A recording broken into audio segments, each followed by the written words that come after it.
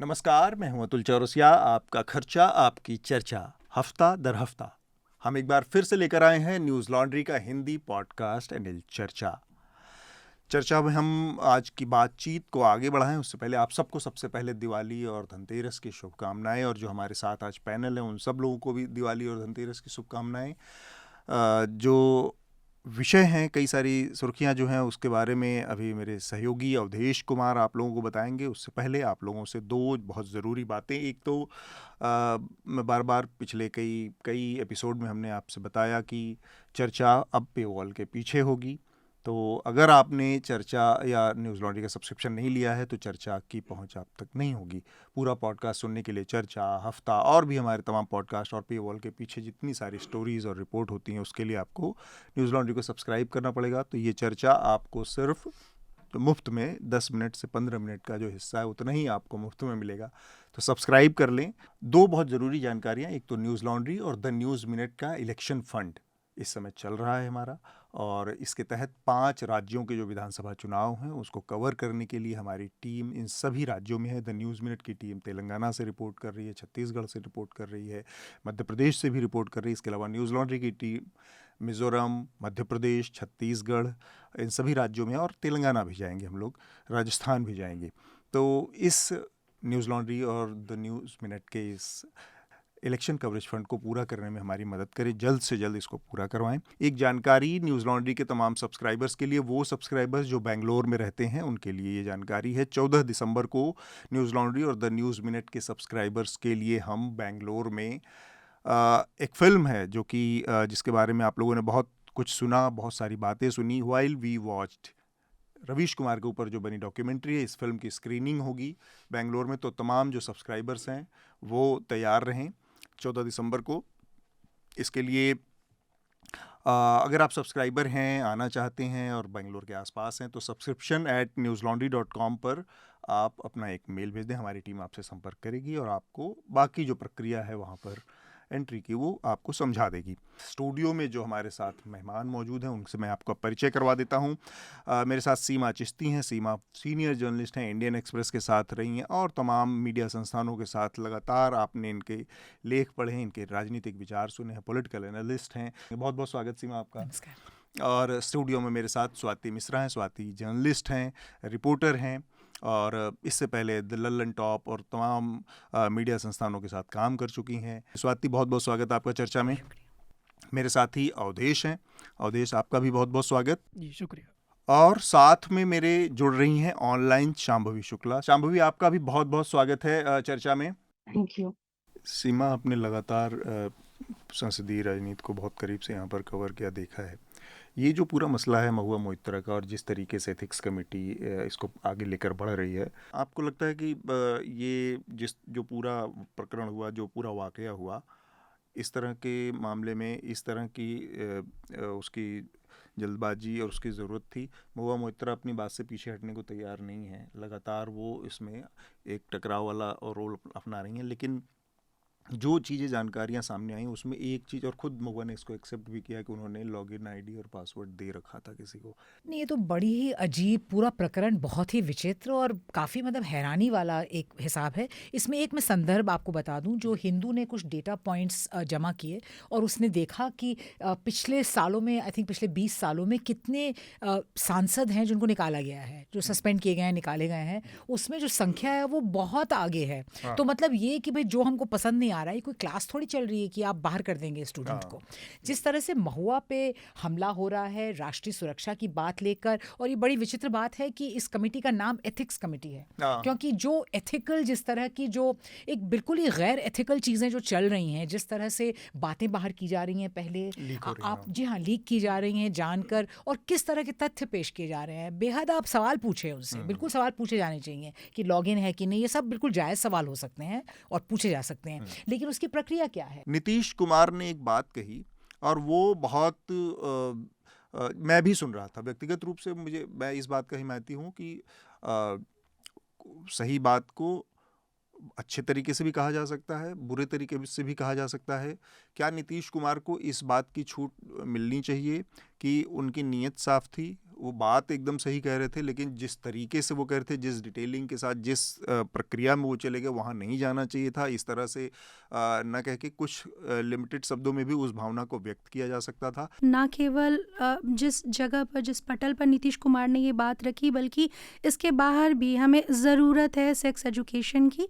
लेकिन नीतीश कुमार ने जो किया, मतलब वो बहुत बदकही का, वो ना चौराहे पर की जो चर्चा, वो पान की दुकान या फिर चाय की दुकान पर जो जिस तरीके से चलता है, वो शायद मील क्लब हाँ वाली बहुत जो होता है कि एग्जैक्टली लड़कों के झुंड में बैठकर जिस तरह से बतकही होती है संसद और विधानसभाओं में, उस तरह की भाषा और उस तरह की बातचीत जैसी हो गई माहौल। मैं तो ये कहना चाहूँगी कि भाई जहाँ एक सरकार इतने निजी मामलों में उसका दखल रहता है कि आप शादी किससे कर रहे हैं, आप खाना क्या खा रहे हैं, आप कहाँ जा रहे हैं, आपके दोस्त हिंदू हैं या मुस्लिम हैं, ये सब बेसिक निजी चीज़ों में इतना जब दखल होता है, हमारे तो कानून बन रहे हैं इस तरह के, तो उस संदर्भ में इसमें कौन सी निजता का मतलब उन्होंने वो Privacy तो तोड़ा, कहीं उन्होंने भाई उन्होंने तो नहीं तोड़ा कुछ, उन्होंने महिलाओं की इंसल्ट नहीं की जब उन्होंने वो बात कही। मतलब इसमें अगर वो, मैं इसको भद्दा मानती अगर इसमें औरतों पर, भाई वो तो तारीफ कर रहे थे एक तरह से, एंड वुमेन एम्पावरमेंट की बात ये थी, बड़ी बेसिक टोन बात थी। कर रहे थे। एंड ऑफ कोर्स लहजे पे तो, इस पे तो कोई कुछ कह नहीं सकता क्योंकि इतनी पर्सनल चीज़ होती है कि लहजा कैसा था,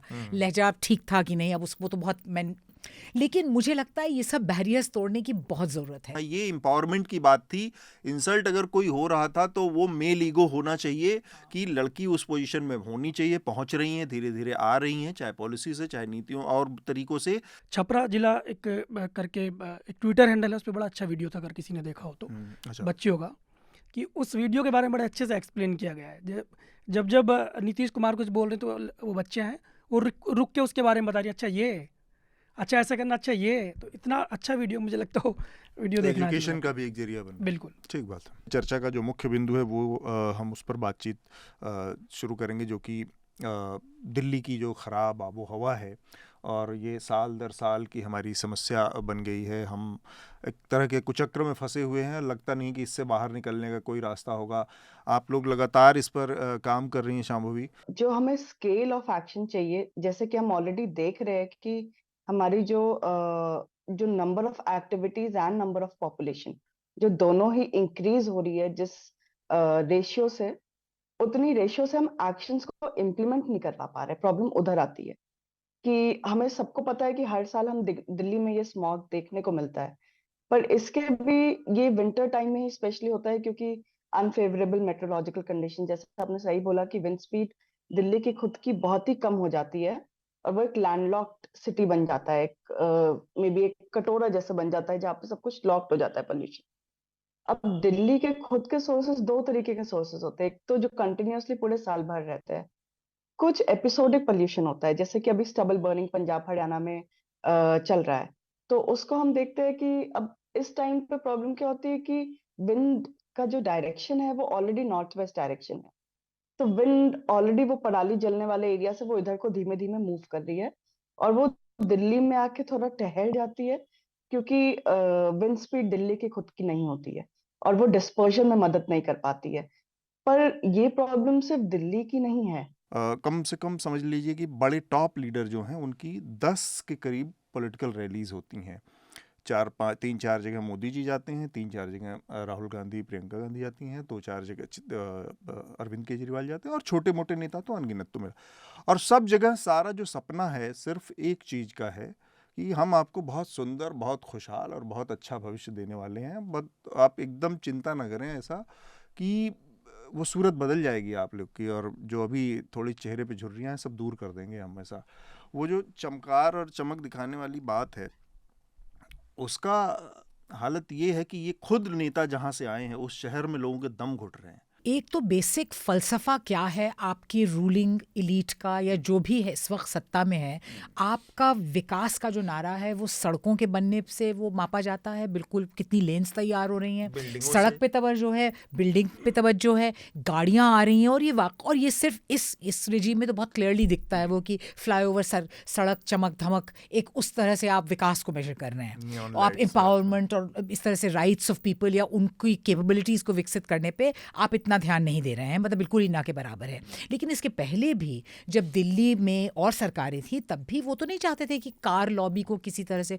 परेशान किया जाए। अभी जो साइरस का जो देहांत हुआ था कार एक्सीडेंट में, उसके बाद एनीवे एक बहुत ही नी जर्क अंदाज में नितिन गडकरी जी ने कहा था कि अब फौरन सीट बेल्ट हर जगह वो कंपल्सरी हो जाएगी। लेकिन धीरे धीरे करते हुए 1 साल भी नहीं हुआ उनके एक्सीडेंट का, उस बिल्कुल भयावह एक्सीडेंट का, कि वो अब धीरे धीरे कैंसिल कर दिया गया है। अभी किसी को कुछ पड़ी नहीं, जो भी एफर्ट हो रहे हैं आप देखिए, चाहे वो स्मॉग टावर बनाना हो, फिर चाहे वो तो अच्छा हुआ कि बारिश हो गई तो थोड़ा पैसा बच गया सरकार का, वरना कहा था कि कृत्रिम बारिश करवाएंगे। आर्टिफिशियल तो बारिश होगी। वो सारी चीज़ें वो कोई लॉन्ग टर्म में नहीं दिखते हैं प्लान, और वो सब कॉस्मेटिक हैं, वो सब दिखावे वाला है। और वो ये इसलिए अफोर्ड कर पा रहे हैं क्योंकि उन्हें उसके रिपरकशंस झेलने नहीं पड़ रहे हैं।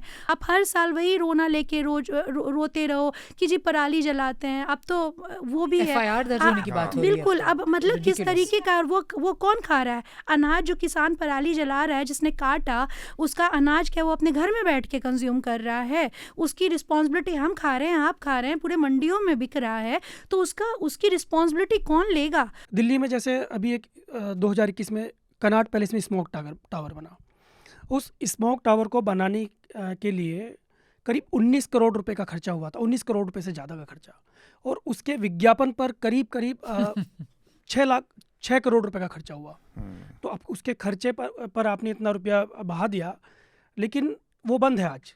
उस पर ताला नहीं कर रहा है। वो काम नहीं कर रहा है, वो ताला और जब वो लटका हुआ काम है। कर भी रहा था तब भी उसकी रेंज 10 मीटर थी। वही 10-20 वही मीटर। वो दावा किया गया था कि 1 किलोमीटर तक का जो एरिया है पोल्यूशन का, इलाज नहीं था उसको प्योर कर देगा, उसको बिल्कुल प्यूरिफाई कर देगा, इलाके को सही कर देगा। लेकिन पता चल रहा है कि वो 100 मीटर 50 मीटर पे भी काम नहीं कर पा रहा है। एक स्वस्थ आदमी दिल्ली में जो बढ़िया हाइजेनिक खाना खाता है, बढ़िया एक्सरसाइज करता है, फ्रूट्स खाता है, जिस तरह का यहाँ पोल्यूशन है, उस तरह अगर ऐसे ही चलता रहे तो उसकी उम्र 12 साल लगभग कम हो जाएगी, कम हो जाती है। हाँ, अगर आप एकदम से प्योर हवा में रहने लगी है और आप एकदम से पोल्यूशन में जाइए, तो जो शॉक सा होता है बॉडी को, वो काफी ज्यादा होता है, और उससे एक्चुअली में आपको हार्म ज्यादा कर देगा आपकी बॉडी को, कंपेयर टू जो आप पॉजिटिव देखना चाह रहे हैं। क्योंकि बॉडी को शॉक तो मिलता ही है, मतलब आप क्लीन से एकदम से उसमें चलेगा। और ये स्मॉग टावर्स वगैरह आप इतना फंड इसमें लगा दे रहे हो, लाइक उसको आप सही डायरेक्शन में रूट करके आप सही चीजों में लगा, तो ऑफ कोर्स काफी ज्यादा हमें बेहतर सिटी मिलेगा रहने के लिए भी। एक और विषय जिस पर एक एक टिप्पणी लेकर और फिर हम इस चर्चा को रोकेंगे, वो है बिहार में जो वहाँ की कैबिनेट ने रिजर्वेशन का नया प्रस्ताव पारित किया है, नया बिल बनाया है। मैं इसमें एक चीज़ समझना चाह रहा था सीमा, कि बार बार ये बात कही जाती है कि अब तक बड़ा एक जो भगवा ब्रिगेड थी उसका एक बहुत बड़ा डिफेंस रिजर्वेशन को लेकर ये होता था कि कॉन्स्टिट्यूशन कहता है धर्म के आधार पर 50% के ऊपर लिमिट जा ही नहीं सकती। तो जब छोटी जातियों को देने की बात आई तो आपको कॉन्स्टिट्यूशन याद आता है, और ईबीसी को देने की बात है तो यूनिलैटरली 10% जहां समय ठोक के दे दिया। सरकार तो अपने हिसाब से वो अपनी राजनीतिक वो समझ के हिसाब से करती है, अपने फायदा देखकर। लेकिन इसमें तो सुप्रीम कोर्ट ने कहा कि हाँ, ईडब्ल्यूएस के लिए आप इसको क्रॉस कर सकते हैं, यानी कि आप एक तरह से 10% रिजर्वेशन दे रहे हैं 15.5% लोगों के लिए, क्योंकि आपने तो उसको वर्जित कर दिया। जो ऑलरेडी रिजर्व्ड कैटेगरी, जो आरक्षित कैटेगरी है, वो तो उस 10% में नहीं वो कर सकती, वो तो एक्सक्लूसिव है नॉन रिजर्व्ड को। तो ये तो बेहद कंट्रोवर्शियल और गलत था। और एक तरह से इसमें तो आपने कोड कर दिया उस बात को कि अब इसको अब तोड़ा जा सकता है, इसको अब पार किया जा सकता है। खैर, रोकने की तो काफ़ी कोशिश हुई, और वो अभी जो हो रहा है उसको देख के समझ में आ रहा है कि रोकने की कोशिशें क्यों हुई थी। जायज़ बात है कि जब ईडब्ल्यूएस के लिए जो पहले के मापदंड हैं वो तोड़े जा सकते हैं, तो यहाँ तो आबादी में भागीदारी और फिर उस हिसाब से संसाधनों पर बंटवारे की बात है, और जो आरक्षण की मूल भावना है वो भी यही थी। तो ये इंटरेस्टिंग है जो बिहार कर रहा है। ये सारा खेल माइंडसेट का है जो पहले से कर दिया गया, कि मान लीजिए कोई दलित है और उसको पता है कि मतलब मैं किसी के घर जा रहा हूँ या कहीं पे हूँ, तो मतलब ये अंडरस्टूड था कि वो जाके वहाँ चारपाई पे नहीं बैठेगा, वो नीचे बैठेगा, क्योंकि वो प्रथा चली आ रही है। आज भी देखिए मतलब ये दासी प्रथा ख़त्म हो गई, लेकिन साउथ में है अभी भी, वहाँ का कितना बुरा हाल है। अभी मैं हाल ही में रिपोर्ट पढ़ रहा था किस तरह मतलब अभी भी छोटी छोटी बच्चियों को, महिलाओं को मतलब कैसे वहाँ जो है मंदिर में सौंप दिया जाता है, उनके साथ क्या होता है सब जग जाहिर है। लेकिन इसी के चलते, इसी की वजह से आज मतलब राहुल गांधी प्रेस कॉन्फ्रेंस में सवाल करते हैं कि बताइए कि जितने मीडिया कर्मी हैं यहाँ, कितने इसमें दलित हैं, कितने ओबीसी कितना हैं, डिस्टेंस है, तो कितना दूर ये लोग उन्हें हैं। बोलने के लिए मजबूर किया है। ऐसा नहीं है, ये उनको बोलने के लिए मजबूर किया कि तुमको ये बोलना पड़ेगा और तुमको पूछना पड़ेगा। मुफ्त में बस इतना ही। अगर आप पूरी चर्चा सुनना चाहते हैं तो न्यूज़ लॉन्ड्री को सब्सक्राइब कीजिए, और सबसे बेहतर तरीका यह है कि आप हमारे ऐप पर इस पॉडकास्ट को सुनें, और तमाम हमारे जो पॉडकास्ट हैं उसको हमारे ऐप पर सुनें। यह गूगल प्ले स्टोर और एप्पल स्टोर पर सब जगह उपलब्ध है। न्यूज़ लॉन्ड्री किसी भी तरह का विज्ञापन नहीं लेता, ना किसी राजनीतिक दल का, ना किसी सरकार का, ना किसी कॉरपोरेशन का। हम सिर्फ और सिर्फ कोशिश करते हैं कि पब्लिक इंटरेस्ट का जर्नलिज्म करें, पब्लिक जनहित की पत्रकारिता करें, और इसके लिए लोग इसमें इन्वेस्ट करें, लोग पत्रकारिता में निवेश करें। उसका तरीका है सब्सक्रिप्शन। तो सब्सक्रिप्शन के हमारे टैग पर जाइए, वहाँ पर अपनी मनचाही रकम पे कीजिए और न्यूज़ लॉन्ड्री का सब्सक्रिप्शन लीजिए, और गर्व से कहिए, मेरे खर्च पर आज़ाद हैं खबरें।